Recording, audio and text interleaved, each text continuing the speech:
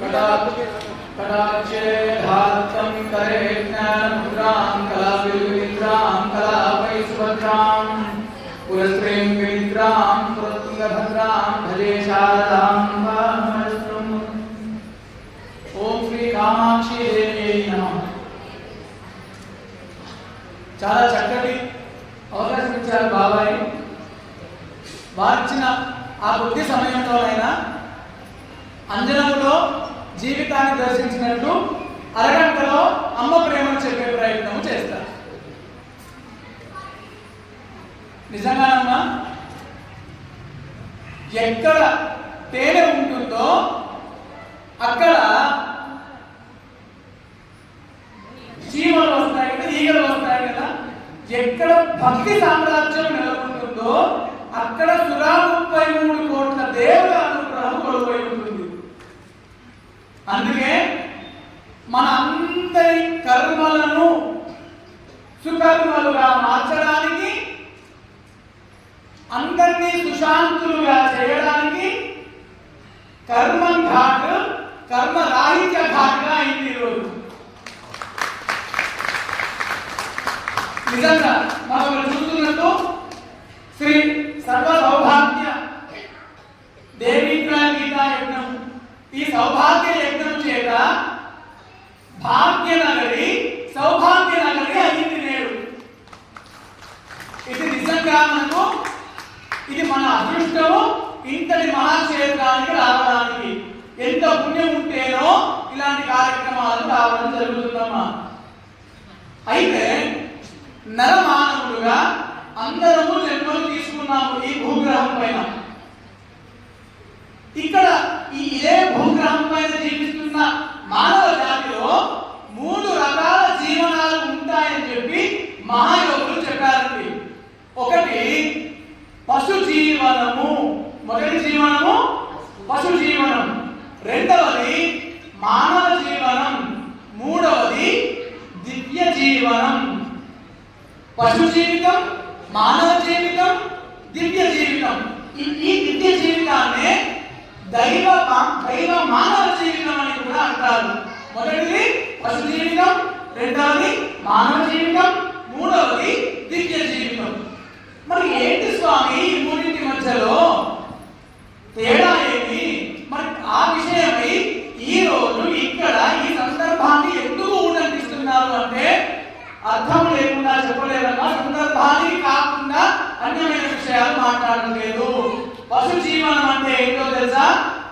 ఎదుటి వ్యక్తి సంతోషాన్ని కాదని, అతని సంతోషము అవునా కాదా పట్టించుకోకుండా ఎదుటి వ్యక్తి వల్ల నాకు ఏది లాభమో లాక్కునే జీవనాన్ని పశు జీవనం అంటారు. ఒక చూడండి, ఏదైనా తిని పారేసిన ఎంగిలాకు ఉంటే ఏ ఇతర జీవజాతి జంతు జాతి అయినా చక్కగా ఆ యొక్క ఎంగిలాకును తీసుకొని వచ్చి సరదాగా సమంగా సమపాలనలో పంచుకొని తాను తింటూ ఇతరులకు పెడుతున్న జంతువు ఏమైనా చూస్తారా? చూడలేదు కదా. అది పశు జీవనం. ఏ మనిషి అయితే ఎదుటి వ్యక్తితో నాకు సంబంధం లేదండి, నాకు మాత్రం లాభం అయితే చాలు, నాకే అంతా దొరికితే చాలు, ఎదుటి వాళ్ళు దుఃఖించినా పర్వాలేదు అని లాక్కునే జీవనము పశు జీవనం. మనం ఆ పశు జీవనంలో ఉండవద్దు. ఎందుకు? అత్యుత్తమైనటువంటి ధర్మంతో మనం ఉన్నాము కాబట్టి తప్పకుండా మనం ఎదగాలి. రెండవదేమి? మనుష్య జీవనం. మనుష్య జీవనం అంటే సరే కొంతలో కొంత పర్వాలేదమ్మా. మనుష్య జీవనం ఎట్లా ఉంటుందో తెలుసా?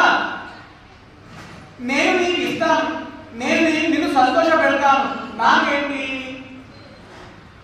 అనే ప్రశ్న కలుగుతుంది. అంటే నీ వల్ల నాకు సంతోషం దొరికే పక్షంలోనే నేను నీకు సంతోషాన్ని పంచుతాను. ఇచ్చి పుచ్చుకోవడాల లావాదేవీలో ఉన్నటువంటిది సాధారణ అధమ మానవ జీవనం కింద మాట్లాడుతుంది శాస్త్రము. ఇక మూడవది ఏంటో తెలుసా? ఏంటంటే మూడవది దివ్య జీవనం. ఈ దివ్య జీవనం ఎట్లా ఉండాలో తెలుసా? వాళ్లకు ఇవ్వడమే తెలుసు.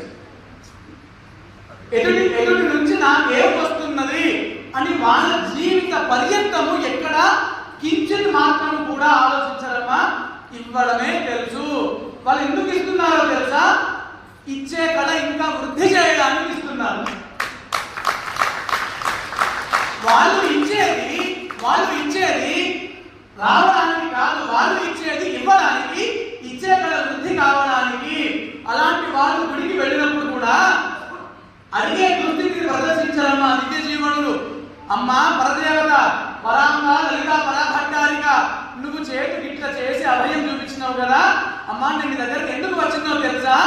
అడిగే దుస్థితిని ప్రదర్శించడానికి కాదమ్మా, ఇచ్చే విద్యను నీ దగ్గర నేర్చుకోవడానికి నీ దగ్గరికి వచ్చినా అని దివ్య జీవనులు చెబుతారు. ఎందుకు ఈ సందర్భంలో చెప్పాను తెలుసా? ఈ కార్యక్రమానికి తొలి అఖండ జ్యోతి అయినటువంటి రాజేశ్వర బాబాయి దివ్య జీవనుడు. ఈ కార్యక్రమాన్ని సఫలీకృతం చేస్తున్న బాబాయి యొక్క శిష్యగణమైనటువంటి మనమందరము దివ్య జీవనులు. మనం ఇక్కడ ఎందుకు వచ్చినామో తెలుసా? అనంతమైన, అఖండమైన, శాశ్వతమైన అమ్మ ప్రేమను గుండెల్లో నింపుకొని బయటకు వెళ్ళి పంచడానికి కోసం వచ్చినాం. కాబట్టి నిస్సందేహంగా మనమందరము కూడా పావన జీవులమే, దివ్య జీవులమే. ఇది మనం గ్రహించాలమ్మా. బాబాయి మొదలు అందరి శిష్యగణము మనం అందరం కూడా దివ్య జీవనము అయినాము అని చెప్పడానికి ఈ సందర్భాన్ని ఉల్లంఘించడం జరిగింది. సరే, నాకు ఇచ్చిన సమయంలో ఇంకొక 15 నిమిషాలలో అమ్మ గురించి ఒక మాట చెప్పగలిగే ప్రయత్నం చేస్తానమ్మా. ఏ ఆధ్యాత్మిక కార్యక్రమానికి మనము వెళ్ళి వచ్చినా నేను చాలా ప్రవచనాల్లో, ప్రసంగాలలో ఈ ప్రశ్నలు చెబుతానమ్మా. 3 ప్రశ్నలు మనల్ని మనము వేసుకొని తీరాలి.